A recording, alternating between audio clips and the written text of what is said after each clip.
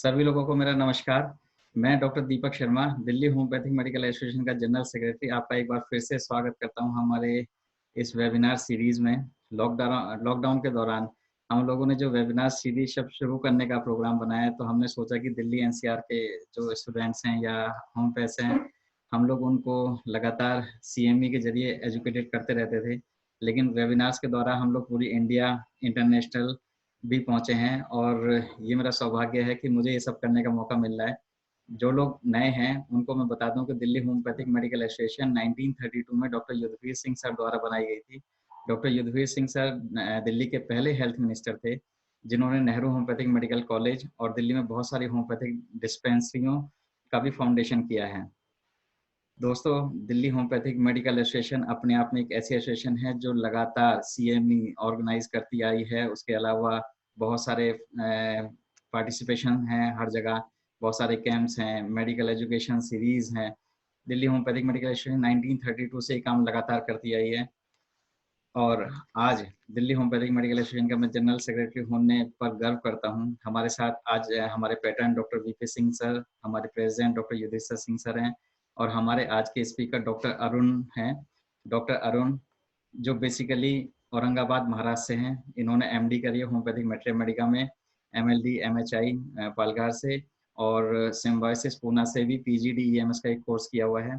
Doctor Arun की सबसे खास बात ये लगी कि वो ऑलरेडी कुछ मॉडर्न मेडिसिन के हॉस्पिटल्स में काम कर रहे हैं और जीआईडी डिपार्टमेंट के अंडर में गैस्ट्रोएंटरोलॉजी के डिपार्टमेंट में भी काम करते आ रहे हैं कई सालों से और होम्योपैथी के प्रति बहुत जागरूक हैं और बहुत सारे इन्होंने अपने होम्योपैथी के लिए काम किए हैं। जब मुझे इनके बारे में पता लगा तो मेरे को रिकमेंडेशन डॉक्टर श्वेता से आई और इन्होंने उनको रिकमेंडेशंस भेजी थी। डॉक्टर श्वेता ने भी इनको बहुत अच्छे से इनकी प्रोफाइल मंगाई और सब कुछ शुरू जो इनकी हमने प्रोफाइल पढ़ी वो वाकई में लाजवाब है। आज ये हमें बताएंगे कि पीडियाट्रिक सर्जिकल केसेस में कैसे होम्योपैथी काम कर सकती है। लेकिन दोस्तों, लेक्चर की शुरुआत करने से पहले मैं चाहता हूं कि जैसे हम लोग यहाँ दिल्ली होम्योपैथिक मेडिकल एसोसिएशन में सीएमई जब ऑर्गेनाइज करते हैं, तो ये जरूरी नहीं कि हम लोग सिर्फ एजुकेशन के प्रोग्राम ही करते रहें या सिर्फ सारे दिन एजुकेशन को लेकर के बैठे रहें। हम लोग जो एक्स्ट्रा करिकुलर एक्टिविटी है वो भी हम लोग अपनी सीएमईज में जरूर कराते हैं। इसी बीच में मैं आपको बता दूं कि डॉक्टर कल परसों मैंने जब अपना पीसीओएस का एक लेक्चर दिया था, तो उसके लिए बहुत सारी रिक्वेस्ट आई, बहुत सारे क्वेश्चन थे। मैंने लगभग 30 लोगों को पर्सनली कॉल करके उनकी क्वेरीज को सॉल्व किया है और आगे भी ऐसी कोशिश करता रहूँगा कि जो भी क्वेरीज रह जाती हैं स्पीकर से, तो हम लोग उनसे कलेक्ट करके आप लोगों को लाइव पहुँचाएँ। बहुत अच्छा लगा बहुत सारे लोगों से बात करके। ऐसी जब बात कर रहा था तो एक डॉक्टर मदन मोहन है हैदराबाद से, इन्होंने एमबीबीएस करने के बाद होम्योपैथी चूज करी और इनको जो चूज करने का शौक रहा वो ये रहा कि इन्होंने देखा कि जब एमबीबीएस कर रहे थे उसी समय से इनको ऑल्टरनेटिव मेडिसिन में कुछ लगाव था। लेकिन ऑल्टरनेटिव मेडिसिन में भी इन्होंने आयुर्वेद, यूनानी और बहुत सारी पद्धतियों को जाना और देखा कि सब में कोई एक मेडिसिन की लिस्ट होती है। सिर्फ एक होम्योपैथी ऐसी है जहाँ पे सिंगल मेडिसिन दे करके आप किसी भी बीमार आदमियों को ठीक करने की क्षमता जो है वो होम्योपैथी में है, इसलिए उन्होंने होम्योपैथी चूज करी। तो मैं ऐसे लोगों को हमेशा सलाम करता हूँ जो होम्योपैथी अपने हार्ट से चूज करते हैं, ये ना सोच करके कि हमें कहाँ एडमिशन लेना था कहाँ नहीं। लेकिन ऐसे लोग जो कन्वर्टेड होम्योपैथ हैं, ये एक्चुअल में वो लोग हैं जो होम्योपैथी को दिल से चूज करते हैं और बहुत मेहनत के बाद चूज करते हैं। तो उनसे बात करके मुझे बहुत बढ़िया लगा और शायद हमारे साथ अभी भी हैं। इसी कड़ी में मैं आपको बता दूं कि हमारे जो एग्जीक्यूटिव मेंबर हैं, ऑर्गेनाइजिंग सेक्रेटरी हैं हमारे दिल्ली होम्योपैथिक मेडिकल एसोसिएशन के, डॉक्टर सुनील पवार। मैं चाहता हूं कि आज की इस वेबिनार की शुरुआत वो अपने संगीत से करें और बहुत अच्छा गाते हैं, हम लोग तो सुनते रहते हैं, लेकिन आप भी 1 मिनट के लिए जितना भी टाइम सुनील जी लेंगे प्लीज। तो डॉक्टर सुनील, बहुत बहुत स्वागत है आपका और हम चाहते हैं कि thank you so much sir. सब लोग आपको सुने। Doctor Sunil. Okay, thank you sir. मैं सबको सबसे पहले नमस्कार करता हूँ और मुझे टाइम के हिसाब से बता दीजिए मेरे पास कितना टाइम है, फिर मैं उसी हिसाब से स्टार्ट अगर 1 से 1.5 मिनट का होगा तो ज्यादा अच्छा लगेगा। चलो ठीक है, तो हम भगवान के नाम से स्टार्ट करते हैं। मैं एक भजन सुनाना चाहूँगा, रामानंद सागर की जो उसमें से। जी उसमें जो दृश्य है उसमें ये है कि भगवान राम, माता सीता और लक्ष्मण जी के साथ वन में जाते हैं, तो वो बताया कि जो विधि है वो होके कोई नहीं टाल सकता। जो जो भगवान ने लेख लिख दिए वो सबके साथ होता है, उसको भगवान भी नहीं बदल सकते।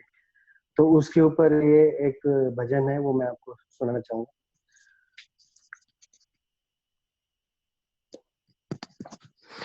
विधि ना तेरे लेख किसी की समझ ना आते हैं। जन जन के प्रिय राम लखन सिया वन को जाते हैं। ओ विधि ना तेरे लेख किसी की समझ न आते हैं। जन जन के प्रिय राम लखन सिया वन को जाते हैं। एक राजा के राज दुलारे वन वन फिरते मारे मारे।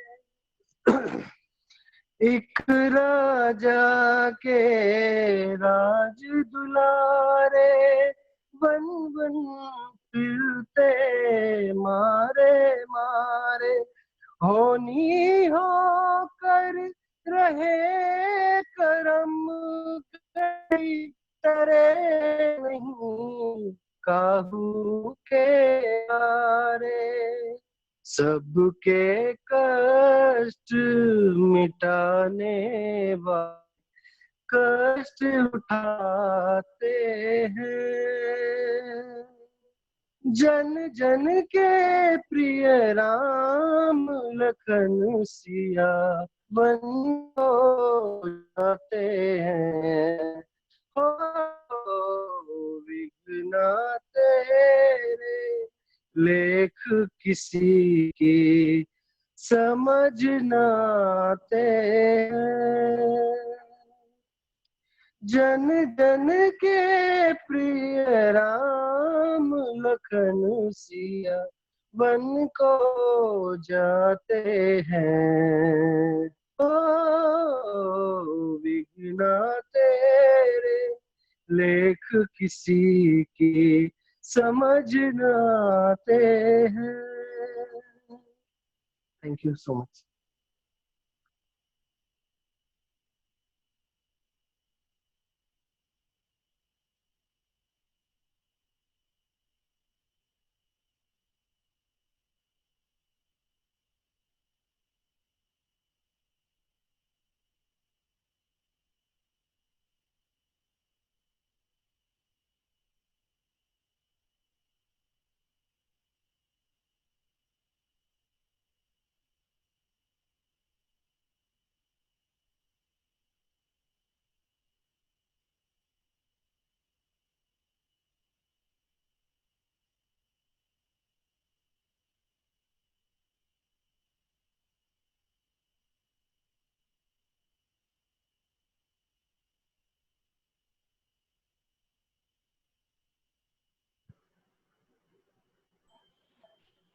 डॉक्टर अरुण।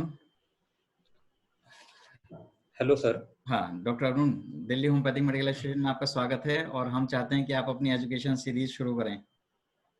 प्लीज हमें बताएं कि पीडियाट्रिक में कैसे होम्योपैथी का आपने यूज किया। Okay okay sir. Please share your screen. Okay sir.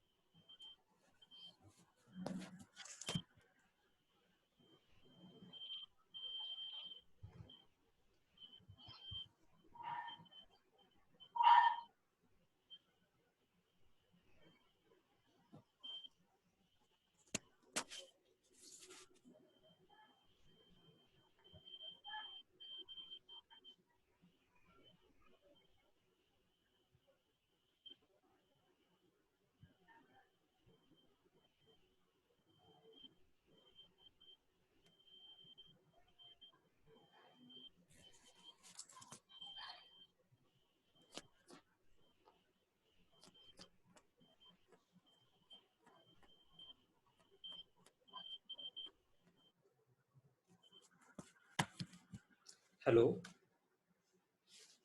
Deepak sir, hello. सुन पा रहे हैं डॉक्टर अरुण? सुन पा रहे हैं डॉक्टर अरुण? Okay okay. जी सबको स्क्रीन पे दिख रहा है क्या? जी, यहाँ पर यहाँ पर आप स्क्रीन। Okay okay. और आवाज मेरी क्लियर है? जी बिल्कुल। जी बिल्कुल। Okay okay. तो first of all thank you Deepak sir, Dr. Shweta, and all the senior doctors of Delhi Homeopathic Medical Association, all the teachers. Sir अपने पास टाइम कितना है बता सकते हैं? वो हिसाब से सर मैं आपके पास आपके पास हेलो 1 आवर का टाइम है सर। 1 आवर का टाइम है sir. Okay okay sir okay.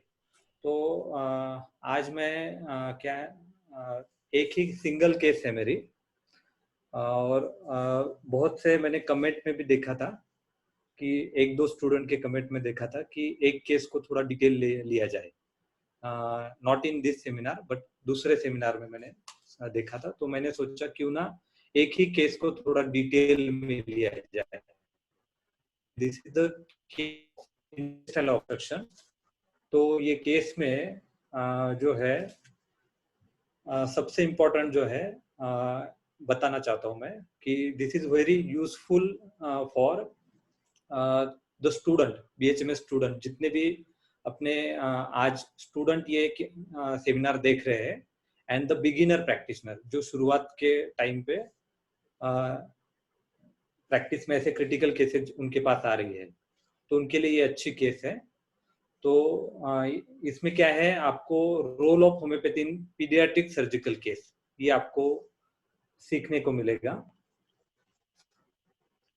तो सबसे इम्पोर्टेंट है कि स्टूडेंट के एंगल से अगर देखते हैं तो ये जो केस है ये 10 साल पुरानी है, 2010 की केस है, और वो टाइम पे भी मैं स्टूडेंट एक से कन्वर्ट हुआ था एज अ बिगिनिंग प्रैक्टिशनर। और मेजर जो इशू आता है जब ऐसे केस आते हैं नए नए प्रैक्टिस में, तो शुरुआत में एक्सपेक्ट करते थे, हाँ मैं करता था या मेरे फ्रेंड्स करते थे कि सिंपल केसेस आएंगे, मगर जो अपने होम्योपैथिक दोस्त है, फ्रेंड है, जो BHMS करते हैं और एलोपैथी प्रैक्टिस है, वो ऐसे केसेस भेजते हैं with the hope that the homeopath will treat this. तो इसमें जो इश्यू है ये केस में सबसे इम्पोर्टेंट है एक्सेप्टेंस एंड नॉन एक्सेप्टेंस। ऐसे केसेस एक्सेप्ट करनी चाहिए क्रिटिकल केसेस या नहीं करनी चाहिए। और जो है सेकंड ऑब्जेक्ट आज का presentation, application of philosophy, what is curable in the case and what is incurable in the case, वो अपने को आइडेंटिफाई करना है। जैसे कि दीपक सर ने अफोरिज्म नंबर 3 अच्छे से पढ़ाया था, आपको सबको पढ़ाया था, तो बहुत अच्छे से एक्सप्लेन किया था दीपक सर ने। तो उसमें भी ये इश्यू आता है, knowledge of disease, knowledge of homeopathic medicine and knowledge of application of homeopathic medicine. तो ये आज ये केस में अपने को देखने का है, एंड क्या लर्निंग एक्सपेक्ट करते हैं ये केस से। तो scope of homoeopathy in surgical cases, कितना अपना स्कोप है, and handling critical cases in early days of practice with support of and the guidance of senior physician. तो ये जो केस है 2010 की केस है, और एक छोटे बच्चे की केस है, 1 year and 4 month, 1 साल 4 महीने की लड़की है छोटी सी, एंड वो because of illness on liquid diet only, उसको सिर्फ दूध और सूप उसके ऊपर रखा है, सॉलिड उसको टॉलरेट नहीं कर रही थी। और उसके जो पेरेंट्स है, फादर जो है कंपनी वर्कर है, एंड मदर जो है वो ग्रेजुएट है, उसने जॉब छोड़ के अभी घर पे है। तो ये जो है LSMC, द डेटा जूम करके दिखाता हूँ, सबको दिख रहे हैं? Yes sir. Hello, yes sir. तो दिस इज द केस, ये 6 महीने की जब बच्ची थी वो टाइम के सिम्टम है, vomiting, loose motion, bleeding PR and bright red color stool. वो टाइम पे उसको एलोपैथी के पास दिखाया था, एलोपैथिक मेडिकेशन दिया था। उसके बाद में 3 महीने के बाद में तो एक न्यू ग्रुप ऑफ सिम्टम आया था, red colour jelly like stool, USG में intussusception with congenital intestinal malformation with right ectopic kidney. तो उसका जो था it is diagnosed by paediatric surgeon, walk syndrome. वो मैं आपको बताऊंगा। वो टाइम पे उसकी सर्जरी हुई 9 मंथ के टाइम पे, और उसके बाद में कुछ दिन वो अच्छी रही। फिर बाद में अभी का जो स्टेटस है ये आया, उसको फिर से वोमिटिंग शुरू हुआ। मोस्टली जितना भी वो खाती थी लिक्विड डाइट, वो जैसे के वैसे बाहर आता था, उसका अपेटाइट कम हो गया था। Stool hard, straining, painful passing of stool, and उसका डायग्नोसिस जो यूएसजी में आया वो सब एक्यूट इंटेस्टाइनल ऑब्स्ट्रक्शन आया। These are the modality, and there was the irritability, काफी irritable थी since 3 days. तो this is the diagnosis of the case, walk syndrome. It is very rarest syndrome, very few cases recorded. Google पे भी आप जाओगे तो बहुत कम data इसका दिया है। तो it is a combination of intussusception and the intestinal malrotation, rarely reported in literature, or it is a surgical case. इसकी सर्जरी हुई है at the age of 9 month. ये पिक्चर है, एक डायग्रामेटिक है पिक्चर। तो इसमें आपको दिख रहा है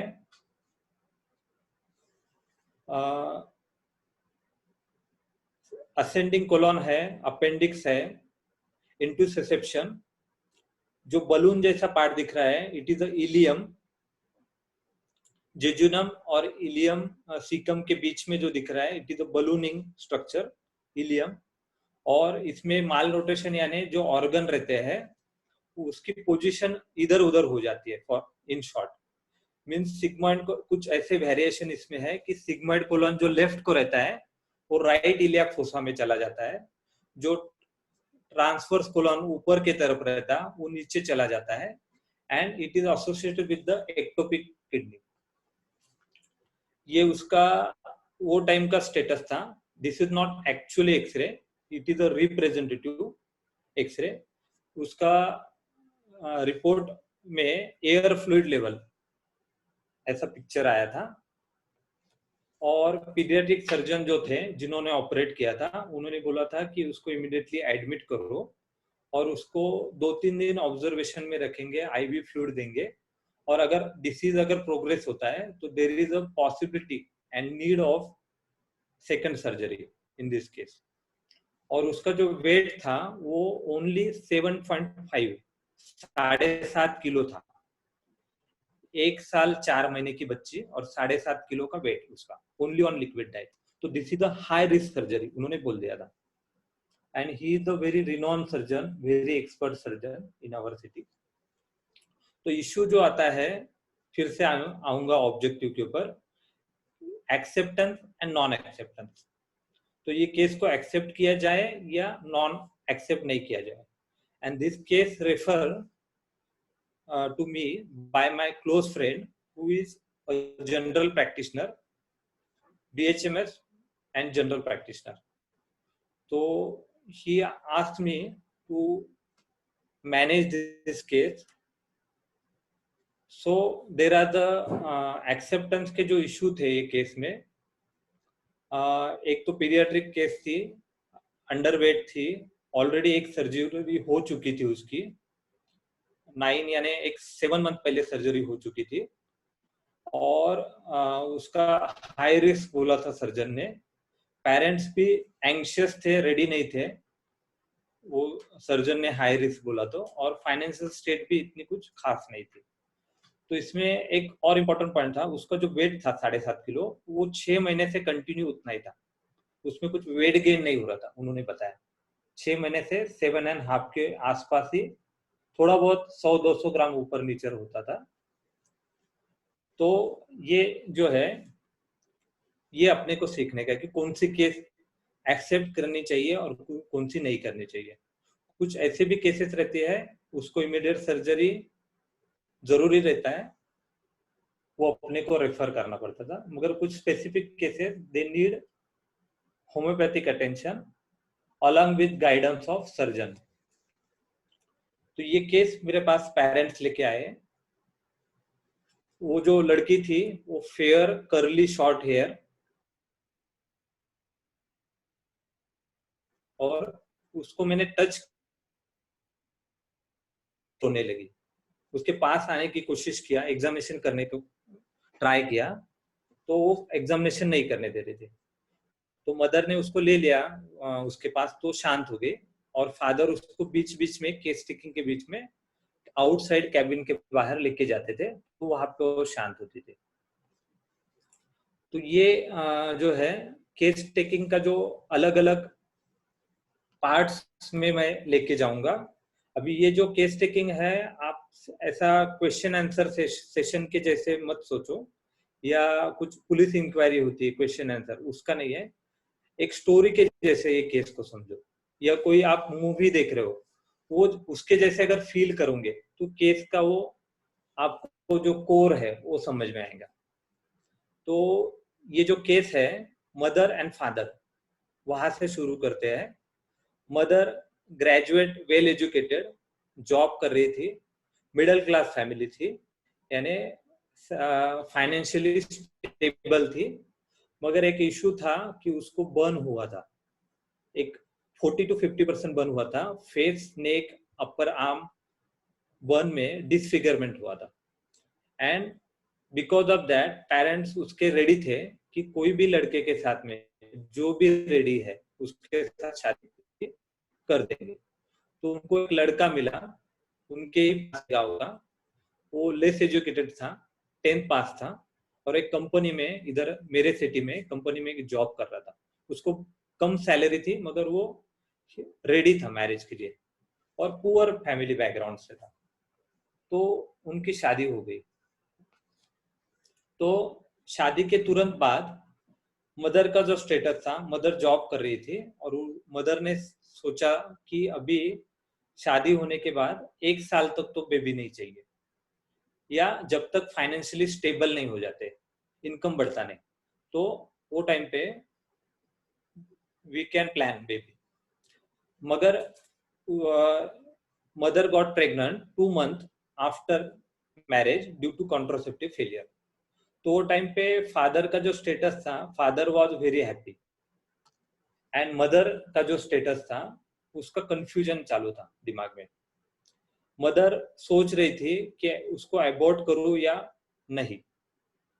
2 महीने के बाद शादी के तुरंत प्रेगनेंसी, और मदर के दिमाग में चालू है कि अबॉर्ट करूं ड्यू टू फाइनेंशियल स्ट्रेस, दूसरा कुछ कारण नहीं था। तो देयर इज एंजाइटी। और सेकंड एक रीजन था कि मदर की जो सिस्टर थी, एल्डर सिस्टर, उन्होंने अबॉर्शन किया था, और उनके बाद में उसको इनफर्टिलिटी हो गया। तो वो भी मदर के दिमाग में था, अगर मैं अबॉर्ट करती हूँ तो इनफर्टिलिटी हो सकती है। तो ऐसे कंफ्यूजन स्टेट में उसने कंटिन्यू किया प्रेगनेंसी, मगर दिमाग में कंटिन्यू चालू था कि अबॉर्ट करना चाहिए या ना करना चाहिए। तो ये बहुत जरूरी है, mind set during pregnancy, first 2 months of pregnancy. तो ये स्टेट उसका कंफ्यूजन चालू था, एंजाइटी चालू थी, और अबॉर्शन करूं या ना करूं दिमाग में चल रहा था। तो this is a very important mental state of mother. Deepak sir. Yes sir. Yes sir. Sir बराबर स्पीड बराबर है? बहुत बढ़िया, बिल्कुल बहुत परफेक्ट। बढ़िया, बिल्कुल परफेक्ट। ओके। तो उसके बाद में क्या हुआ, तो प्रेगनेंसी के 2.5 month का टाइम आया। तो वो टाइम पे इन लॉज का फोन आया, दिवाली का टाइम था गांव में, तो थोड़ा लॉन्ग डिस्टेंस था, 5 to 6 आवर जर्नी। और वो बोले कि दोनों जो कपल है दिवाली को घर पे आ जाओ, दिवाली के टाइम पे साथ में सेलिब्रेशन करेंगे। मगर जो मदर थी उसके दिमाग में कंटिन्यू चालू था कि अगर ट्रैवलिंग किया तो एबॉर्शन हो सकता है। तो एंजाइटी, ऑलरेडी उसकी एल्डर सिस्टर के 2 एबॉर्शन हुए हैं फॉलोड बाय इनफर्टिलिटी, और वो एंजाइटी मदर के दिमाग में कंटिन्यू चालू है। तो और दूसरा गायनेकोलॉजिस्ट ने उन्होंने बोला था, सीनियर गायनेकोलॉजिस्ट हमारी सिटी की, वो बोले there is a possibility of bicornuate uterus and it may lead to abortion. तो मदर ने एक स्टैंड ले लिया, फर्म स्टैंड ले लिया कि अभी बिल्कुल जाने का नहीं, ट्रैवलिंग करने का नहीं, इधर ही रुकने का। तो अगर वो फर्म डिसीजन आया तो इन-लॉज का जो है वो ईगो हर्ट हो गया वो टाइम पे कि अपना लड़का 10वीं पास है, उसकी पढ़ी लिखी ग्रेजुएट डॉटर इन लॉ है और वो हमारी सुन नहीं रही है। तो फिर उन्होंने क्या किया कि उसको ताने मारने चालू किया फोन करके, और उसको अच्छे से बात नहीं करने दिया। तो इंसल्टिंग टॉक और ताने देना शुरू कर दिया कि तू हमारा सुनती नहीं है। और वो लोगों ने, इन लॉज में जो रिलेटिव है, उसके पेरेंट्स, उनके रिलेटिव, जो म्यूचुअल रिलेटिव है, उनको भी बोलना शुरू कर दिया कि पढ़ी लिखी है, हमारा सुनती नहीं, आती नहीं है दिवाली को, ऐसा। तो उसके बाद में हस्बैंड अकेला चला गया, पेरेंट में चला गया, और वहां पे आने के बाद में मदर ने, ये वाइफ ने बोला, उधर से आने के बाद उसका बिहेवियर थोड़ा चेंज हो गया और वो बात बात पे झगड़े करने लगा। तो उसको लगा कि हस्बैंड को मैंने कुछ और उसका इम्पैक्ट इसके बिहेवियर के ऊपर हुआ होगा, और वो ज्यादा कंपनी में ज्यादा देर रुकना लगा, बाहर दोस्तों के साथ में टाइम स्पेंड करने लगा और घर पे लेट आना लगा। तो मदर में ऐसे फीलिंग आने लगी कि यहाँ पे कोई नहीं है केयर करने के लिए। सिटी में हस्बैंड वाइफ दोनों ही रहते हैं, और हस्बैंड अगर ज्यादा देर तक बाहर रहता है एंड प्रेगनेंसी चालू है तो no care from husband. This is also very important कि एक अकेली अगर कपल न्यूक्लियर फैमिली है और वो अर्बन एरिया में रहते हैं, पेरेंट्स रूरल एरिया में है, और हस्बैंड अगर केयर नहीं ले रहा है स्पेशली ड्यूरिंग प्रेगनेंसी, तो अगर वो केयर नहीं मिल रहा है तो उसका इम्पैक्ट डेफिनेटली माइंडसेट के ऊपर होता है, मदर के या वाइफ के, एंड उसका इम्पैक्ट बेबी के ग्रोथ के ऊपर भी होता है। It is a scientifically proved.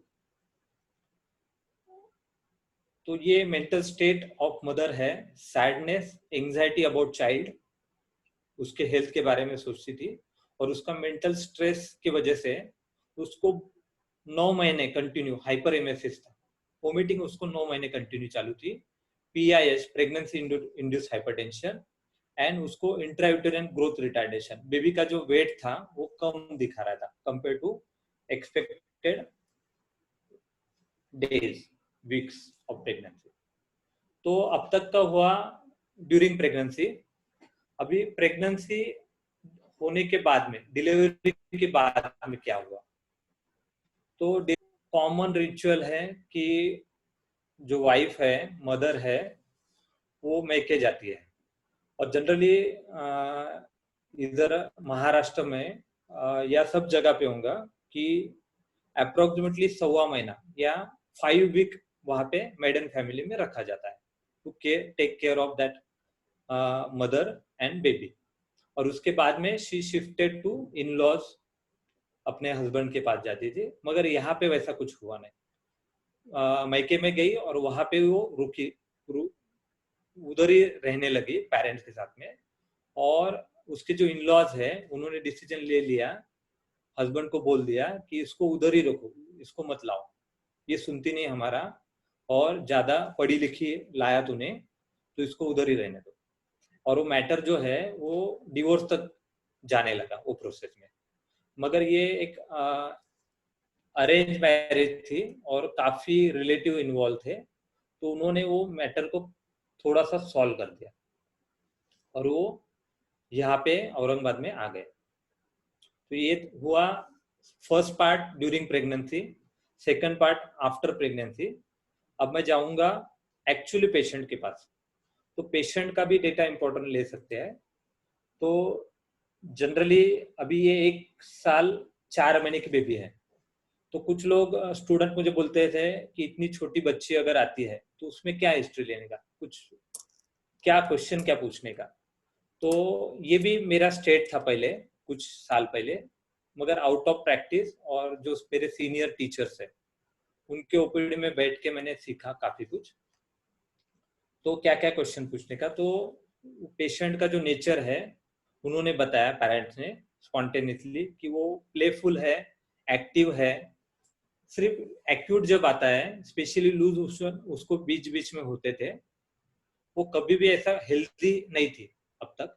तो वो टाइम पे वो इरिटेबल क्रैंकी हो जाती थी और उसको कैरी किया तो एम्बुलेशन हो जाता है। मदर ने उसने उठा लिया तो शांत हो जाती है। और ऑब्स्टिनेट है, मूडी है, और वो एक अच्छे से बता रहे थे, खुशी से बोल रहे थे कि वो अभी छोटी है मगर बाय बाय करती है, शेक हैंड करती है। लोग जब कोई आते हैं स्ट्रेंजर, तो जाने के बाद में वो उनको बाय बाय करती है, मगर जब वो जाने के बाद में करती है, मगर जब आते हैं तो वो टाइम पे वो उनसे बात नहीं करती थी। फियर ऑफ स्ट्रेंजर 3 मार्क उसको ज्यादा था और वो मदर के पीछे छुप जाती थी। जब केस टेकिंग चालू थी वो टाइम पे भी मैंने ऑब्जर्व किया वो चीज।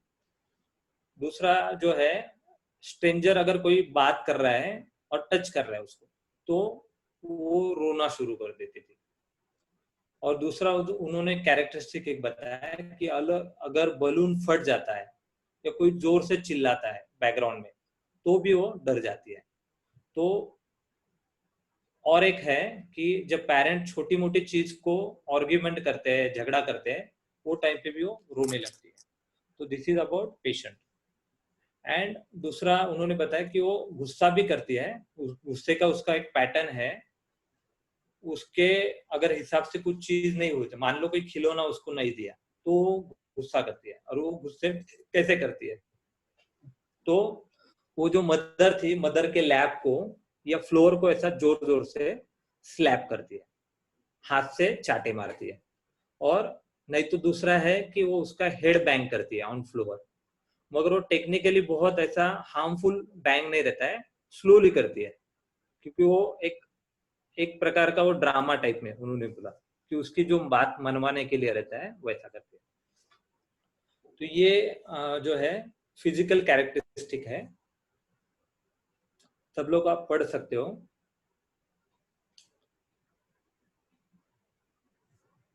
क्रेविंग जो है स्वीट एंड मिल्क उन्होंने बताया 3 मार्क जो है, और उसका जो थर्मल है हॉट पेशेंट है।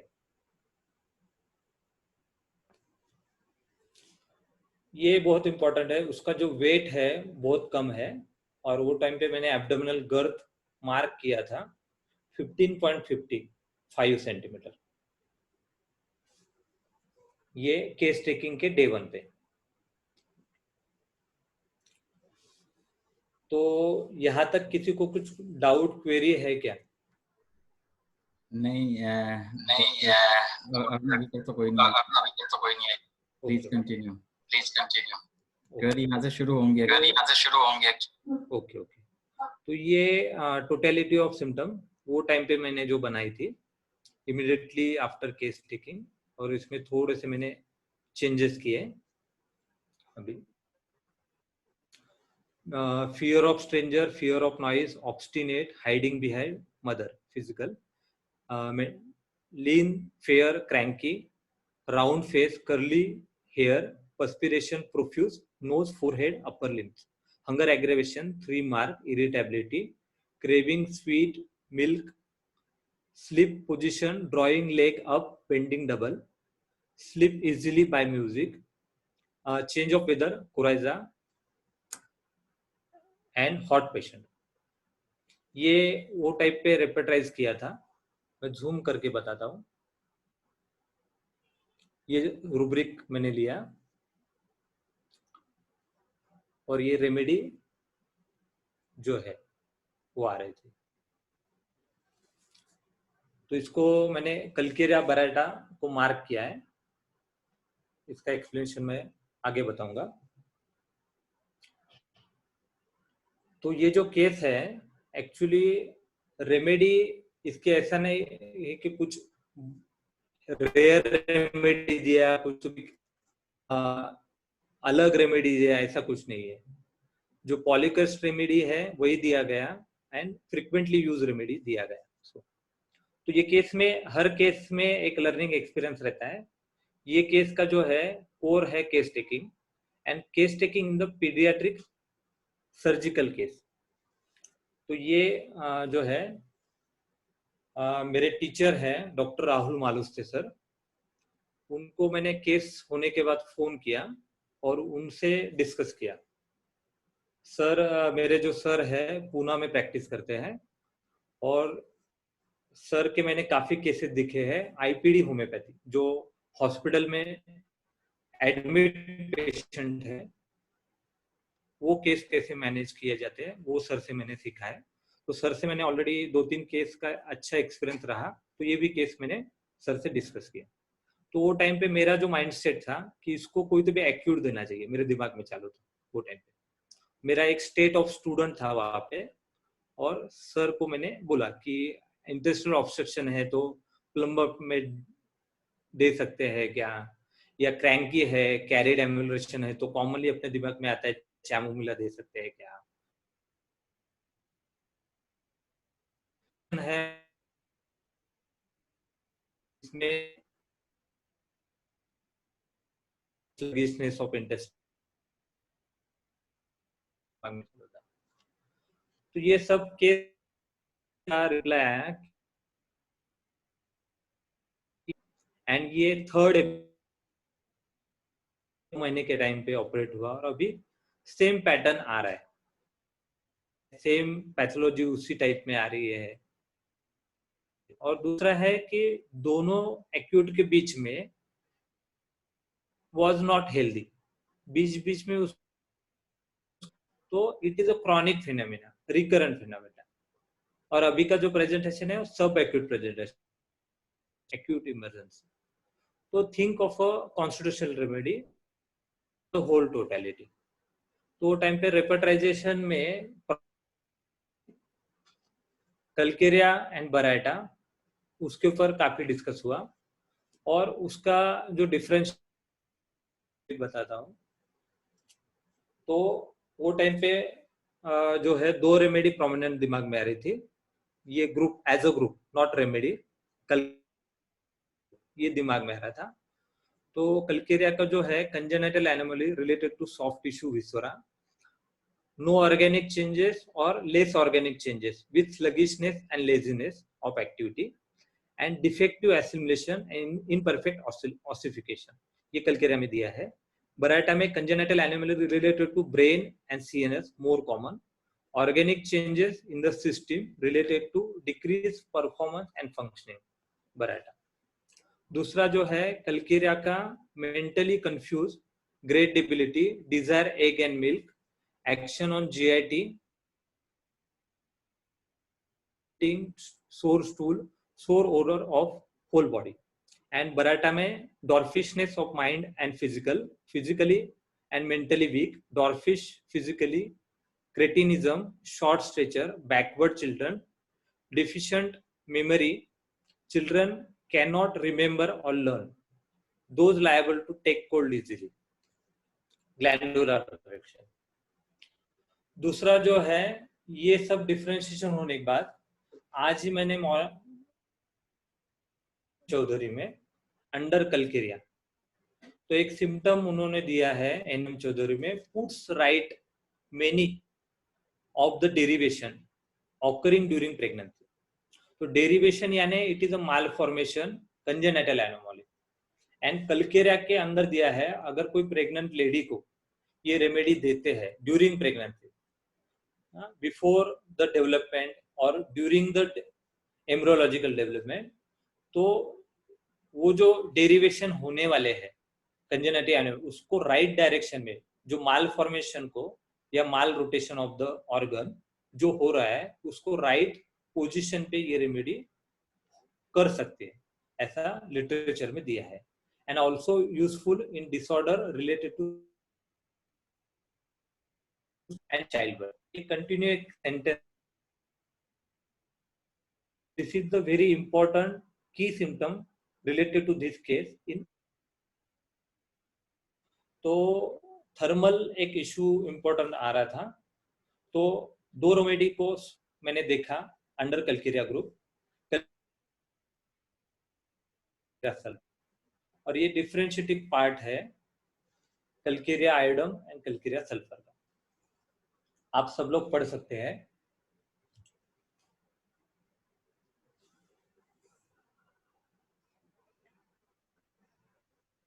तो कल्केरिया आयोडम में एक है increase appetite with marasmus and weight loss and obstinate. तो ये जो बेबी है दूध पीती है, जूस पीती है, लिक्विड डाइट चालू है, मगर 6 महीने से उसका वेट गेन कुछ भी नहीं है due to that intestinal pathology. तो ये फाइनली उसको मेडिसिन दिया गया केस टेकिंग के सेकंड डे पे।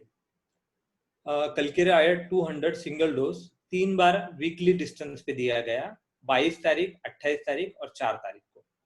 और वो 3 वीक के बाद में 4th वीक में उसको ट्यूबरकुलिन 1M दिया गया। ये और डिटेल में आपको बताता हूं मैं। तो this is very important follow up criteria. आप जब मेडिसिन देते हैं और मेडिसिन देने के बाद में वो मेडिसिन क्या काम कर रही है, तो उसका एक डेटा रिकॉर्डिंग चाहिए। जैसा कि 2 डेज बैक दीपक सर ने बोला कि ऑथेंटिक रिकॉर्डिंग चाहिए, स्टैटिस्टिकल रिकॉर्डिंग चाहिए और एविडेंस बेस्ड चाहिए। तो ये फॉलोअप क्राइटेरिया जो बनाए हैं मैंने वो टाइम पे, इरिटेबिलिटी, एक्टिविटी,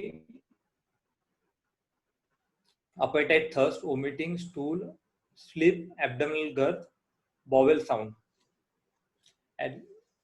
और ये क्राइटेरिया को मैंने टेबुलर फॉर्मेट में डाला है।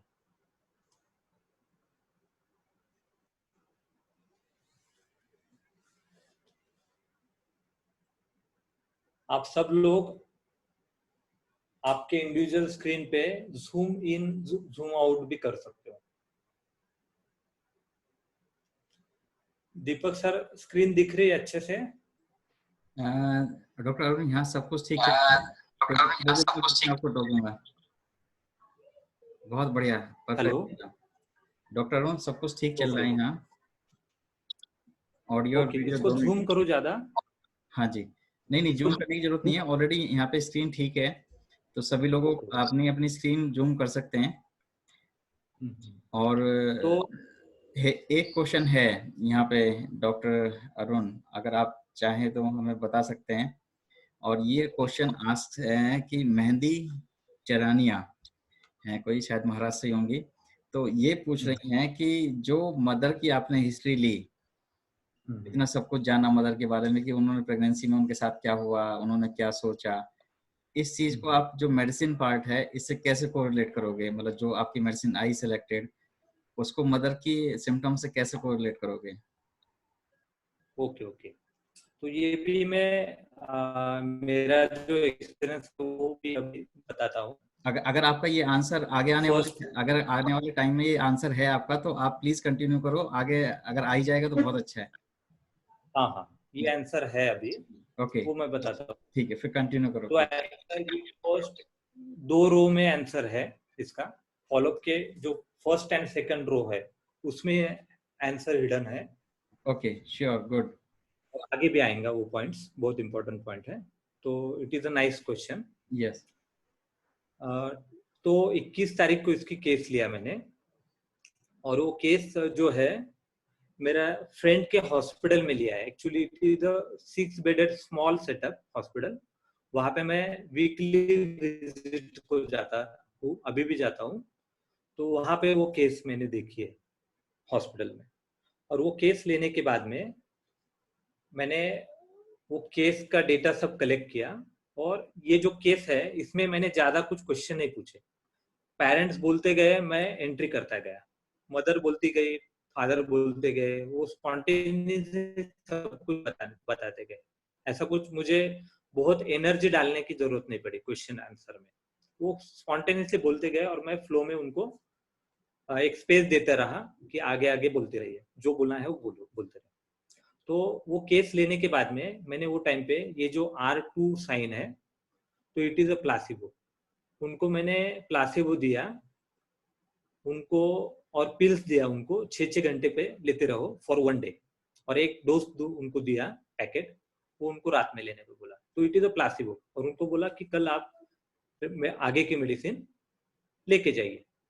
तो दूसरे दिन उन्होंने बोला फॉलोअप में कि इरिटेबिलिटी जो है वो 50% कम हो गई बेबी की, आपने जो दवा दिया it is a placebo, 50% irritability कम हो गई है, एंड उसका जो है अपेटाइट थोड़ा सा इंप्रूव हुआ है विद इन 24 आवर, और उसका जो है वोमिटिंग जो है एक 24 घंटे में ज्यादा वोमिटिंग उसकी नहीं हुई। अब उसने पास किया, और उसके जो मैंने ऑब्जर्वेशन बेबी को ऑस्कल्टेशन किया, तो उसके जो साउंड है वो ऑडिबल नहीं थे, सॉफ्ट टेंडर एब्डोमेन था, साउंड नहीं थे, active playful and smiling face था उसका। उस दिन जो बेबी केस टेकिंग दिन में मुझे हाथ नहीं लगाने दे रही थी, टच किया तो रोती थी और बाहर लेके जाना पड़ता था, वो हाथ लगाने दे देते। और वो टाइम पे ऑब्जर्वेशन किया कि प्लासिबो दिया, केस टेकिंग लिया, और 24 आवर में चेंज हो रहा है। तो क्या हुआ actually, what is the impact of case taking in this case? तो मेरे एक टीचर है, उन्होंने बोला था कि mother and child up to 8 years of एज, 8 साल के बच्चा होने तक, consider mother and child as a single unit at a mind level, psychological level, subconscious level. तो मदर की जो एंजाइटी है वो डेफिनेटली ट्रांसफर होती है बेबी में, मदर हाईली एंशियस है तो उसकी एंजाइटी इरिटेबिलिटी के फॉर्म में, अनकंफर्ट के फॉर्म में बेबी में ट्रांसमिट होती है। मदर दुखी है तो बेबी भी दुखी हो जाती है। तो ये जो केस टेकिंग मैंने लिया, वो मदर ने फर्स्ट टाइम पूरा उसका जो स्टोरी है वो मैंने सुनाया इन फ्रंट ऑफ हस्बैंड, और हस्बैंड में भी उसके एंगल से उसमें एडिशन किया। तो उसका जो इम्पैक्ट है वो क्या हुआ, वो आपको एनालाइज करने का है अभी, कि जो प्रेशर है, इंटरनल प्रेशर है, एंजाइटी है, इमोशन है, वो सब कुछ एंगल से सेटल डाउन हुए, और उसका जो इम्पैक्ट है वो बेबी के ऊपर सबकॉन्शियस लेवल पे हुआ। सेकंड थिंग जो है, anxious parent, baby sick baby with anxious parent. तो जनरली क्या होता है कि केस टेकिंग जो आप लेते हैं और पूरा पेशेंट को सुन लेते हैं, जैसा कि दीपक सर ने एक केस बताया था पीसीओएस की, कि लिसनिंग इज द मेडिसिन, बहुत important, listening is the medicine. तो वो भी मुझे अच्छा पॉइंट लगा कि सुन लेते हैं तो वो जो फीलिंग जनरेट होती है पेरेंट्स में कि we are and our baby are in safe hand, वो एक अनसेड मैसेज जाता है अपने को, तो वो उसका भी एक इम्पैक्ट है। एंड ये जो पैथोलॉजी है वो डेफिनेटली पैथोलॉजी है, उसके जो साउंड है वो नहीं आ रहे थे, एंड अपने पास यूएसजी रिपोर्ट है with opinion of paediatric surgeon. तो टाइम पे सर से डिस्कस करके सिंगल डोज मैंने कल्किरायोड का दिया और उसका फॉलोअप लेते रहा, तो धीरे धीरे इंप्रूवमेंट होती रही, और उसका जो एब्डोमिनल गर्थ है उसमें कुछ ज्यादा इंक्रीज नहीं हुआ है बेसिकली। तो उसको मैंने फिर से आफ्टर 7 days एक डोज रिपीट किया। तो उसमें वो जो रिपीट किया उस दिन एक सिंगल वोमिटिंग हुई थी, जैसे कि उसको फर्स्ट डोज देने के बाद 2 बार उसको प्लासिबो दिया गया 3-3 दिन के गैप पे, और अगले दिन उन्होंने बोला कि इसको एक सिंगल वोमिटिंग हुआ, और मैंने एक सिंगल डोज रिपीट किया। फिर उसके बाद में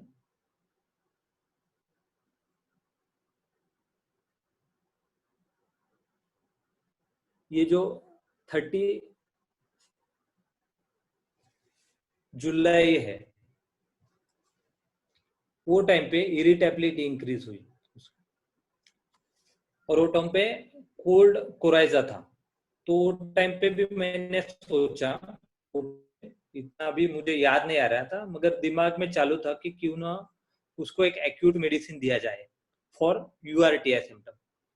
तो टाइम पे सर ने बोला कि just wait and watch cold coryza, और उन्होंने फॉलोअप में बताया प्लासिबो देने के बाद में कि वो जो एक्यूट कोराजा था वो भी कम हुआ 38 जुलाई को।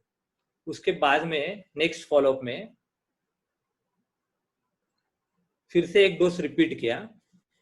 यहाँ पे एक स्टूल का कलर थोड़ा सा चेंज हुआ था, एब्डोमिनल गर्थ उतना ही था, और उसको फीवर आया था वो टाइम पे, हैड फीवर।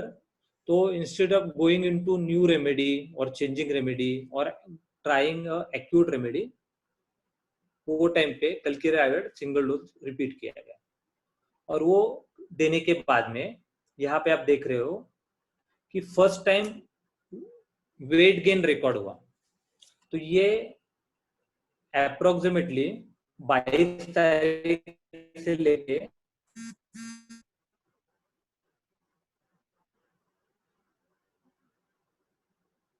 1, 2, 3 आफ्टर 3 वीक, ये 3 हफ्ते के बाद का रिकॉर्ड है कि उसका वेट जो है 1 kg वेट गेन हुआ इन 3 वीक।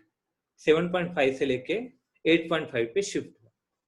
और वो टाइम पे वोमिटिंग नहीं थी, उसका बॉवल साउंड क्लियर था, एब्डोमिनल गर्थ में कुछ इंक्रीज नहीं हुआ है, और स्टूल नॉर्मल, वोमिटिंग नहीं, और इरिटेबिलिटी एब्सेंट थी। तो टाइम पे ट्यूबरक्लिनम 1 mg सर ने सजेस्ट किया एज एंटी माइजेमिक रेमेडी। और उसके बाद 2 डोसेज दिया गया उसको वीकली इंटरवल पे। और ये जैसे कि आपको दिख रहा है, वेट आफ्टर 2 वीक, यानी 3+2 5 वीक के बाद में उसका जो वेट हुआ वो 9 kg हुआ। यहाँ पे एब्डोमिनल गर्थ में थोड़ा सा इंक्रीज दिखा, और उसका एक एनालिसिस वो टाइम पे था कि बाकी सिम्टम तो कुछ नहीं है, तो it could be gaseous distension. और वो टाइम पे एक इम्पोर्टेंट पॉइंट था कि सॉलिड डाइट शुरू किया था, एग्जैक्टली सॉलिड भी नहीं, सेमी सॉलिड शुरू किया था। तो सेमी सॉलिड शुरू करने के बाद में उसका वेट और बढ़ने लगा। उसको फिर से प्लासिबो दिया, R2 इक्वल टू प्लासिबो, और उसका लास्ट रिकॉर्डेड वेट था 9.5 था। अप्रोक्सीमेटली 5 वीक में उसका 2 kg वेट गेन हुआ। होने के बाद में क्या करा, उसका एक्सरे रिपीट किया गया, और एक्सरे रिपीट करने के बाद में पीडियाट्रिक सर्जन को कंसल्ट किया। और पीडियाट्रिक सर्जन जो थे ये दूसरे सर्जन थे, पहले वाले सर्जन अवेलेबल नहीं थे, तो ये दूसरे सर्जन के पास में भेजा। और वहां पे जाने के बाद उन्होंने पेशेंट एग्जामिनेशन किया, एक्सरे रिपोर्ट देखा, एक्सरे में उनको इम्प्रूवमेंट लगी, और उन्होंने बोला कि 90% इम्प्रूवमेंट है। और वो सर्जन का मुझे फोन आया अचानक, मैं पेशेंट देख रहा था दूसरा, और वो सर का, he is the very nice personality, बहुत अच्छे से बात करते हैं sir, paediatric surgeon, renowned surgeon. तो उन्होंने बोला कि आप होम्योपैथी आप कंटिन्यू करो। और उन्होंने एक मुझे इम्पोर्टेंट कि जो पीडियाट्रिक सर्जन रहते हैं उनका एक सेंटेंस भी अपने बहुत काम का रहता है। तो ये इम्पोर्टेंट उन्होंने सजेशन दिया कि if there is a 3 or more greenish vomiting, send patient to me, then only consult with me। उन्होंने पेरेंट्स को भी बोला और मुझे भी बोला फोन पे। तो वो टाइम पे मुझे एक थ्रेशोल्ड लेवल उन्होंने बोल दिया, या डेडलाइन बोल दिया कि मुझे कब पीडियाट्रिक सर्जन के केस में पीडियाट्रिक सर्जन के पास में ये पेशेंट को कंसल्ट करना चाहिए, या इन शॉर्ट बोल सकते खतरे की घंटी, अलार्म उन्होंने अच्छे से एक्सप्लेन किया। तो टाइम पे मैं रिलैक्स हो गया कि अभी एक मीटिंग होती है या 2 मीटिंग होती है, तो अपने को कुछ नहीं करने का। तो ये होने के बाद में पेरेंट जो है वो और रिलैक्स हो गए और टेंशन फ्री हो गए। और उन्होंने ऑन पेपर लिख दिया कि एक यूएसजी सेफर साइड रिपीट करो। और ये जो है उसका जो फर्स्ट सोनोग्राफी में था, air fluid level seen, partial picture जो दिख रहा था वो नो एयर फ्लूइड लेवल आया वहां पे। और जो राइट साइडेड एक्टोपिक किनेसी जो पहले रिपोर्ट में था वो जैसे कि वैसे आया। तो उसका भी फोन पे मैंने पूछा, सर इसका क्या करने का, राइट एक्टोपिक किडनी का राइट साइड। तो बोले अभी उसको कुछ भी नहीं करने का है, वो जब टीनेजर हो जाएंगे वो टाइम पे एक फॉलोअप रखो, यूरोलॉजिस्ट या नेफ्रोलॉजिस्ट के पास में रेगुलर फॉलोअप देते जाओ, और कुछ सिम्टम आते हैं तो देखेंगे, अभी उसको कुछ भी नहीं करने का अप टू टीनेज। तो और पेरेंट्स रिलैक्स हो गए, क्योंकि जो डर था कि किडनी का भी आ रहा है कुछ रिपोर्ट में, तो ये नया कुछ प्रॉब्लम है क्या, तो एंजाइटी ऑलमोस्ट ये स्टेज तक सेटल डाउन हुई। तो एक तरफ रेमेडी उसका काम कर रही थी और दूसरी जो है एंजाइटी मैनेजमेंट में चालू था। तो एंजाइटी मैनेजमेंट में क्या आ रहा है, लिसनिंग सबसे इम्पोर्टेंट, केस टेकिंग सबसे इम्पोर्टेंट, इमीडिएट उसका जो सिम्टम कम किए that is vomiting by remedy, और उसका अपेटाइट इंप्रूव हुआ, वेट गेन हुआ, सर्जन को कंसल्ट हुआ, सर्जन ने भी एश्योरेंस किया कि अभी खतरा टल चुका है। तो ये धीरे धीरे एंजाइटी सेटल हो गई। तो जो क्वेश्चन पूछा है, हेलो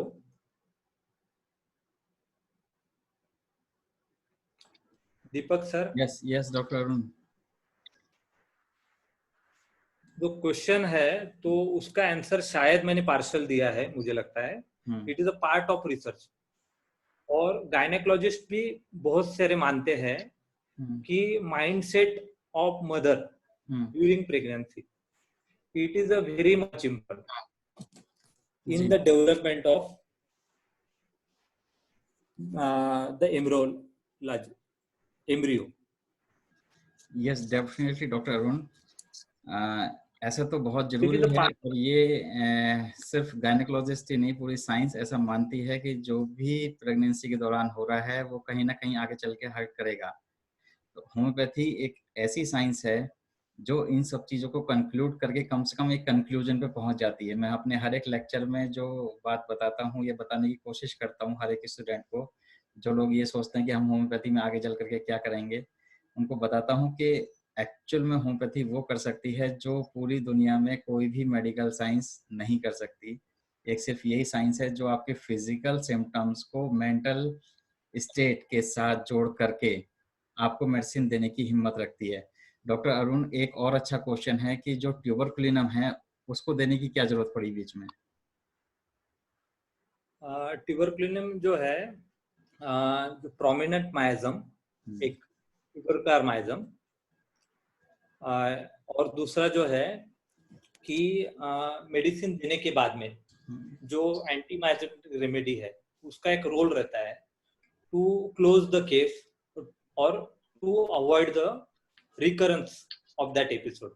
बहुत बार जो सर्जिकल जीआईटी रिलेटेड मैंने जो केसेस देखे हैं उसमें रिकरेंस बहुत कॉमन देखा है मैंने, कि एक सिम्टम आता है, सेटल हो जाता है, मेडिसिन देते हैं और कुछ दिन के बाद में वो रिबाउंड होता है। और ये केस में भी पहले हुआ है 6 महीना, 9 महीना, और बाद में अभी फिर से 1.5 जो 1.5 साल की बेबी है ये, तो रिकरेंसी चालू है ये केस में।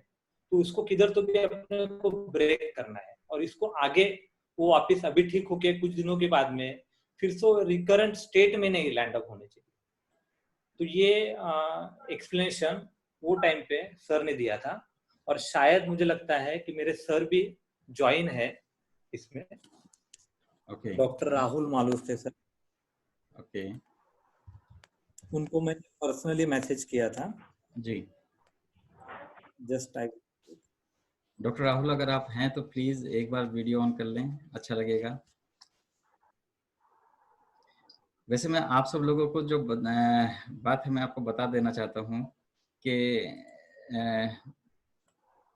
जहाँ तक इंटरकरेंट की बात है या बहुत सारी मेडिसिन की बात है, जो क्वेश्चंस अभी चल रहे हैं आपके चैट सेक्शन में डॉक्टर अरुण के लिए कि उन्होंने मदर की इतनी सारी हिस्ट्री ली, प्रेगनेंसी के बारे में पूछा, उनसे शादी के बारे में पूछा, उनसे प्रेगनेंसी कंसीव करने के लिए पूछा, फाइनेंशियल कंडीशन के लिए पूछा। तो कभी-कभी मैं जब ऐसा करता हूँ, मैं भी ऐसा बहुत बार करता हूँ और हर एक केस में जहाँ ऐसा लगता है कि मुझे ये पूछना चाहिए, मैं पूछता हूँ। इससे क्या होता है कि जो भी अटेंडेंट हैं, वो अपने माइंडसेट को लेकर के बहुत हल्का फ़ील करते हैं। कम से कम वो बात बता पाते हैं किसी को जो उनके अंदर रहती है। इसीलिए शायद होम्योपैथिक डॉक्टर या होम्योपैथिक फिजिशियन के साथ जो पेशेंट का नाता होता है, वो एक फ्रेंड या एक फैमिली जैसा जुड़ जाता है, क्योंकि उनको हर एक बात पता होती है।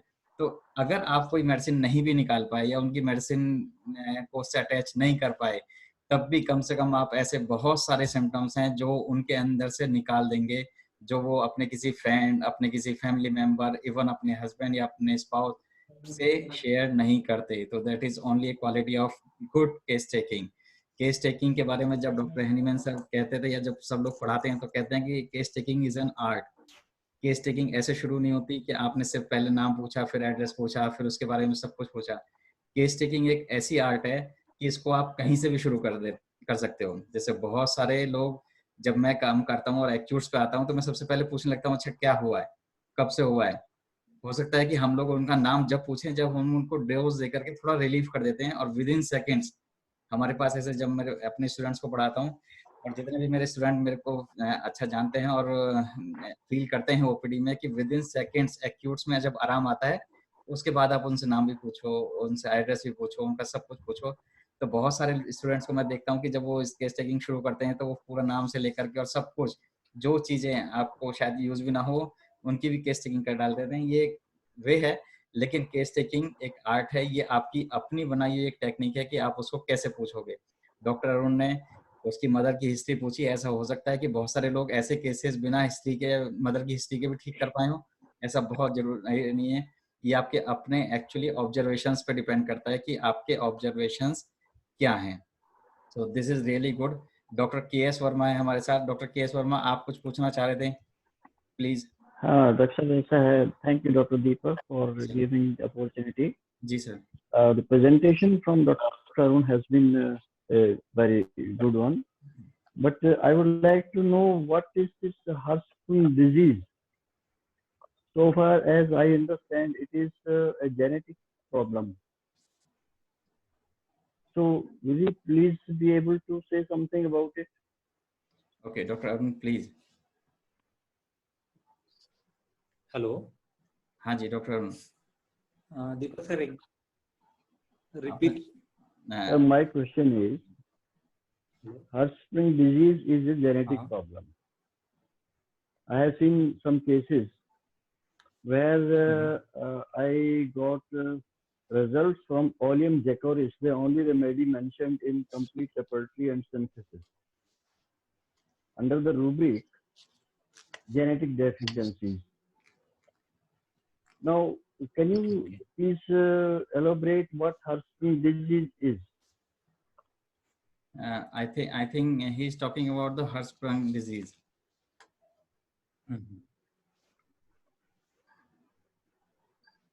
Okay. Will you please be able to explain it, what it is?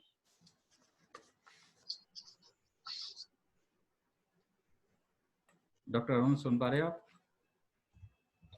Hello sir, question मुझे समझा नहीं है। डॉक्टर के एस वर्मा सर पूछना चाहते हैं कि जो हर्षस्प्रंग डिजीज होती है चाइल्डहुड में, ये जेनेटिक होती है या ऐसा कहीं और से डेवलपमेंट है? डॉक्टर के एस वर्मा, मैं आपको जवाब दे देता हूँ। जनरली जेनेटिक बीमारी नहीं है, ये एक टाइप का बर्थ डिफेक्ट है जो इन बिटवीन प्रेगनेंसी में कहीं ना कहीं आ जाता है। इस बीमारी को हम जेनेटिक डिसऑर्डर में जनरली काउंट नहीं करते। जहां तक हम लोग बात करते हैं कि बहुत सारे ऐसे लोग हैं जो कहते हैं कि जेनेटिक डिजीज है तो आएगी जरूर, या जेनेटिक्स है तो फॉलो होगी जरूर। 2008 में मैंने अपना एक प्रोग्राम शुरू किया था जिसके दौरान हमने प्रेगनेंसी में अलग अलग स्टेज में अलग अलग फीमेल्स को अलग अलग डिजीज के लिए, जेनेटिक डिजीज के लिए हमने ट्रीटमेंट देना शुरू किया है। लेकिन होता क्या है कि हमारी जो जेनेटिक्स है, जेनेटिक वाली स्टडी है, ये पूरी कब होगी? मान लो जैसे मैंने 2008 में किसी को दिया है, अब 2008 में कोई प्रेगनेंसी में महिला थी जिसको डायबिटीज मेलाइटिस के लिए हमने जेनेटिक कोई मेडिसिन दी, अब जब उसका बच्चा तकरीबन 20 या 30 या 40 साल का होगा, तब तक हमें उसका वेट करना है कि हाँ, वो जो हमने मेडिसिन दी थी, वो ठीक रहा या नहीं। इसके बाद और भी बहुत सारे ट्रीटमेंट होते हैं, तो जेनेटिक स्क्रीनिंग करना होम्योपैथी में अपने आप में एक बहुत बड़ा टास्क है। बहुत सारे लोग जेनेटिक स्क्रीनिंग पे काम कर हेलो। रहे हैं, जेनेटिक डिजीज पे काम कर रहे हैं और अच्छा से काम कर रहे हैं। Hello. Hello. Say that the disease by birth hmm. or a genetic disease are two different entities? Sir, actually, you are talking about the Hirschsprung disease, and this is actually an birth defect. This is not this is not counting in the genetic disease. This is Okay, actually sir. different, Okay, thank you. different from another disease discussed by Dr. Arun. ठीक है sir. Okay, sir. Thank you. Thank you. Deepak sir, Yes. Hello. Yes. Sir, doctor Rahul sir है, मगर वो उनका video on नहीं कर पा रहे हैं। Okay, तो मैं उनको एक्चुअली राहुल दो हैं, तो मैं दोनों के माइक ऑन कर देता हूँ। डॉक्टर राहुल, प्लीज आप सुन पा रहे हैं?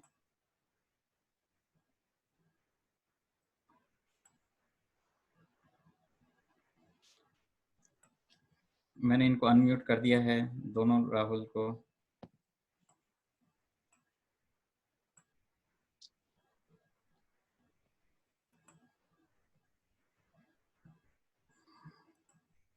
Doctor Rahul. Hello Rahul sir.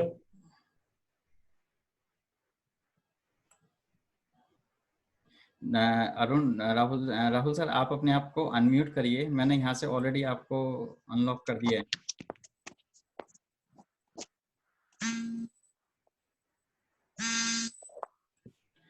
Hello. Hello. I think doctor Rahul इस समय नहीं आ पा रहे हैं।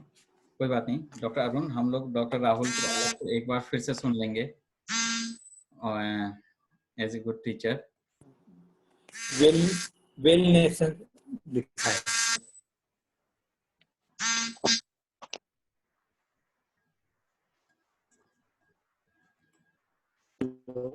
Hello. Yes doctor Arun. Doctor Arun, हम डॉक्टर राहुल को अलग से एक उनका बार जो नाम है ना, जी, वेल एसेंस कॉन्शियस लिविंग, ऐसे नाम से है।